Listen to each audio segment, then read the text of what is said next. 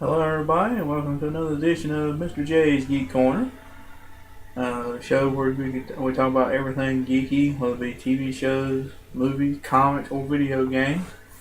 And this week, I'm gonna kind of take a stroll down memory lane, and I know there are a lot of folks out there, a lot of y'all out there, or like me, and grew up in the '90s, and the '90s had a lot of good geeks. And if you're a geek, you know a lot of good geek stuff came out of the '90s. I mean stuff that they try to emulate nowadays and just don't come off that well. And to me, if you were like me as a kid, then one of your favorite shows is definitely the Power Rangers.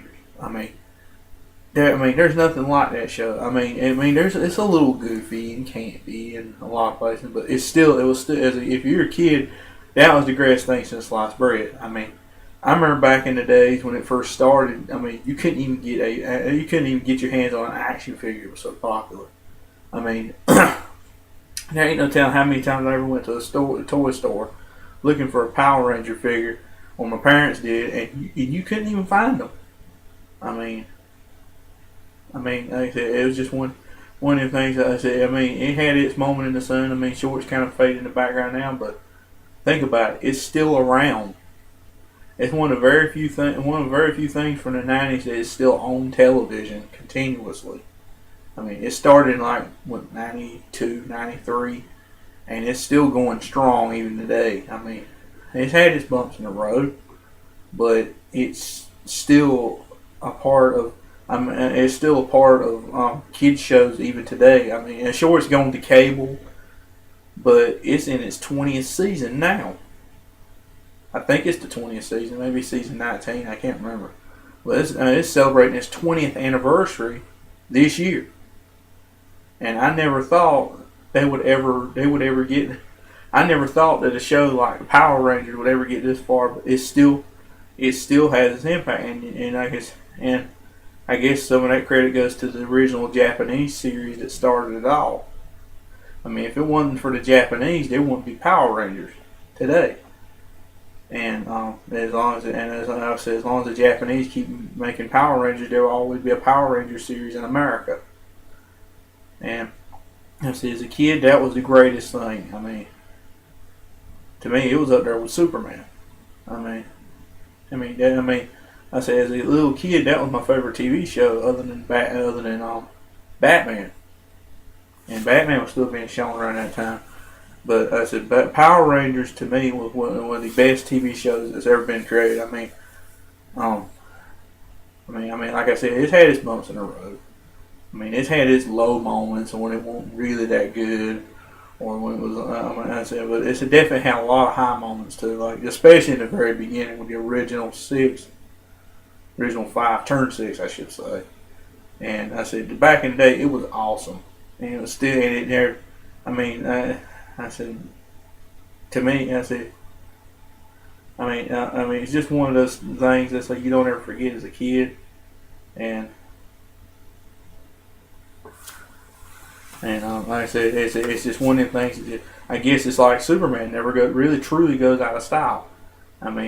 They've gone 20 years and still hasn't lost steam, except when it was owned by Disney.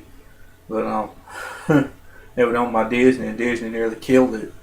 But other than that, it really was a great series, and it still is to this day a really good series. I haven't seen the new Ranger shows, but to me. But I know if it's in the right hands, it's going to be a good show. And like back in the day, to me, some of my best memories were of the first couple of years. The Green Ranger. It was an awesome show. But when they added Green Ranger, it just made the awesome level go up here. Beyond the camera. It's just an awesome series, and so especially when they got Green Ranger. You had a Ranger with a Zord, with a battle fighting robot Zord that looked like Godzilla, and I said, and to me that was just awesome. And the fact that Green Ranger looked awesome the outfit and everything. I mean, it just made everything. I mean, if it just introduced him with no shield and everything, it would have been just. He would probably would look too plain. But the fact he had the shield on, it made it look that just 10 times cooler. And the fact he had that dagger and everything, it was just so cool. And like I said, it was just so an awesome series. And like I said, I said to me, I said it's just. I said it's just to me it's had its bumps in the road. I said it before, it had its bumps in the road. I mean, to me, like I said, some of my best Ranger memories probably had to be like season 1, season 2, when with the White Ranger coming in, the Thunder Zords and everything, and the Zeo years and everything. But to me, some of my worst memories of the Rangers, Power Ranger series, would like I said, it had to be. I said the bumps in the road being the Turbo series. I mean, the bumps in the road came when they replaced the entire cast with new guys, with new Rangers. When the old Rangers left and they replaced it with a whole new crop. To me, the show kind of did decline a little bit, and also the fact that I mean, I don't know who was managing the show during that time or who was running it during that time, but they didn't do a good job. I mean, you got. You got a bunch of. You got so many unended plot lines in that movie, TV show, in that show. You got a Ranger that showed up. First of all, you got a mysterious figure that shows up from space and talk about a great battle that was going to happen, and somehow he gets his circuits half fried and turned evil and everything, but a villain. And in the end, they tried to tell him the prophecy. He couldn't even tell him the whole thing right, and they just left that hanging there. And like, what were they talking about? And I guess it was.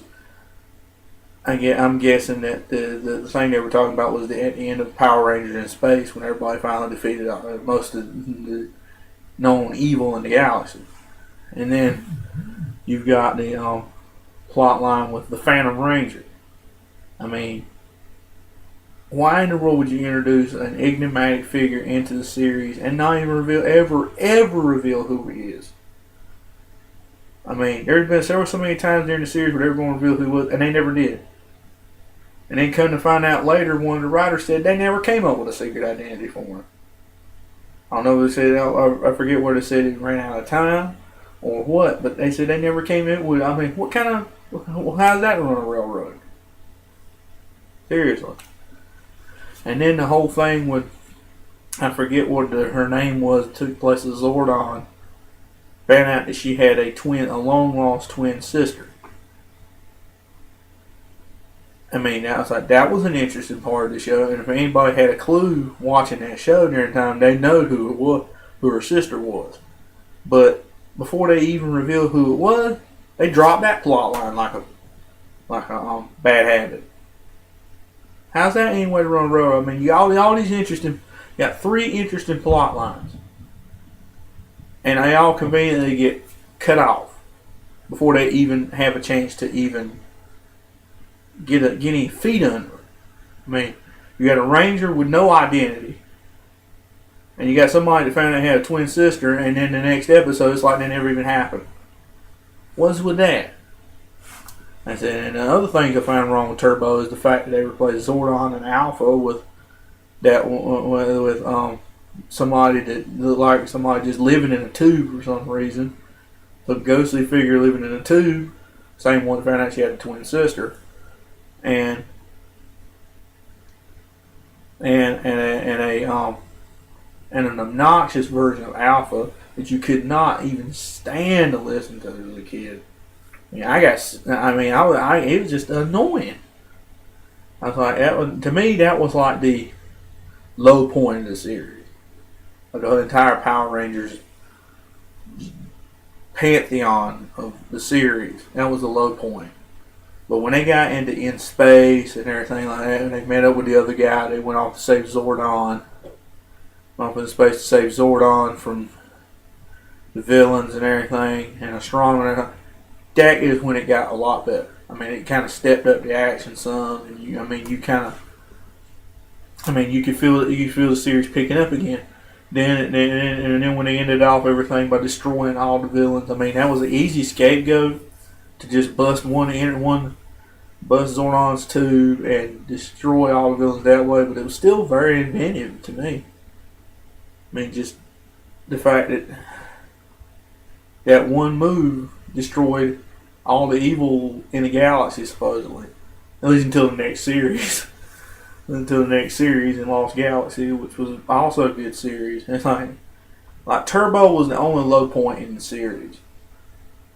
And then later on down the road, Disney bought it, and things turned a little goofy. I mean,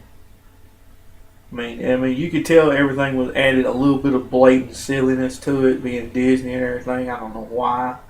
They feel like Disney's got to Disneyfy everything, add a little bit of goofiness and campiness to it and everything. I mean, it's too silly. I mean, this ain't Hannah Montana. This is the Power Rangers.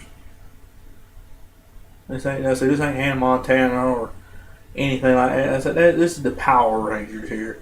This is up to that point, almost 10, 11 years at that point that Disney started it up. And then the fact that maybe about after I'm saying maybe about 4 seasons, they just quit. They just announced they ain't gonna make it no more. And then they take the original first season and brutalize it like they did. I mean, adding all the comic balloons and sound effect balloons in there, like trying to make it like a comic book come to life. I mean, some of the digital effects they added maybe improved the quality of the series, almost like a special edition, but the rest of it just wrecked it. They took that and made it into a 17th season, which I think was a cheater's way out of not having to make a series anymore. What they did, they just take an already made series and just cannibalize it. I mean, that was just terrible. It was just terrible. I don't know why in the world. It was terrible. And it's no wonder why Saban bought the rights back. And ever since then, they've been making shows. I mean, I don't know how I never saw Power Rangers. I haven't seen the more modern day Power Rangers shows like Samurai, Super Samurai, or Mega Force. I've never seen them, and I'm interested to know how they are. But I'm interested to know how they are, see if they live up to the legacy of the original series. But but to me, Power Rangers will always be the first 2 or 3 seasons of back when they were. And to me, Power Rangers will always be the first maybe 4 seasons, I guess. Power Rangers, Mighty Morphin, all the way through the first part of Turbo, I guess. To me, that will always be Power Rangers. Be the Power Rangers, mainly Mighty Morphin Power Rangers, the one where my favorite came from. I said, to me, that will always be Power Rangers, and I said, anything after that is just part of the legacy that it started. And I guess that's it for this week's edition of Mr. J's Geek Corner. And my question, do you have a favorite Power Ranger series? And what do you think? Do you think Power Rangers still lives up to its legacy, or is it just a fond memory from back in the 90s? And as I asked, do you have a favorite? If I said, who was your favorite Ranger back in the day? As always, leave your comments and answers in the comment box. And if you have any questions or have any ideas of what you'd like to hear me talk about, as usual, leave them in the comment box. And I would love to hear your ideas, as always. Always looking for new things to talk about on this show. And I'm open to any and all. And I said, if you just, yeah, guess I'll see y'all later.